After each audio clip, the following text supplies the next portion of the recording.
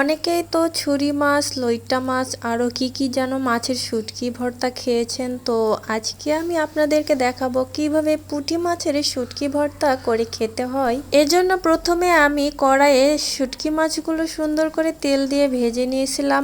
আর এইখানে আমি আগে থেকে পেঁয়াজ কুচি, রসুন আর কয়েকটি কাঁচামরিচ সুন্দর করে কেটে রেখে দিয়েছিলাম। এখন আমি সবগুলো একসাথে ব্লেন্ডারে করে মিক্সার করে নিতেছি।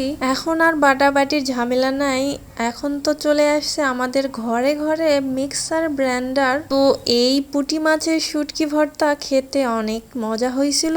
আর এই পুঁটি মাছের শুটকি ভর্তাটা আমার বড় ভাই করছিল যখন আমাদের বাসায় বেড়াতে আসছিল। আসলে এই ভিডিওটি আমি আপনাদের সাথে তখন শেয়ার করতে পারিনি, তো ভাবলাম আজকে এই ভিডিওটি শেয়ার করি আপনাদের সাথে। তো এই তো আমার ভাই তো একদম পাক্কা রাঁধুনি হয়ে গেছে, কত সুন্দর করে পুঁটি মাছের শুটকি ভর্তাটা করে ফেলছে। এখন এখানে দিয়ে দিতেছে একটু লবণ, স্বাদ দ্বিগুণ হওয়ার জন্য এখন এখানে দিয়ে দিবে সরিষার তেল। এখন সুন্দর করে লবণ আর সরিষার তেল মেখে নিয়ে তারপর শুটকি মাছের যে ভর্তাটা মিক্সার ব্লেন্ডারে করে রাখা হয়েছিল সেইটার সাথে সুন্দর করে হাত দিয়ে মেখে নিতেছে। আর এই শুটকি মাছের ভর্তাটা আমরা রাতে করে খেয়েছিলাম। আমার ভাই তো বলতেছে যে আজকে শুটকি মাছের ভর্তা করে খাওয়া হোক। আমার বাসায় তখন কোনো শুটকি মাছই ছিল না, তো আমার শাশুড়ি আমাকে পুঁটি মাছ দিয়ে গেছিল।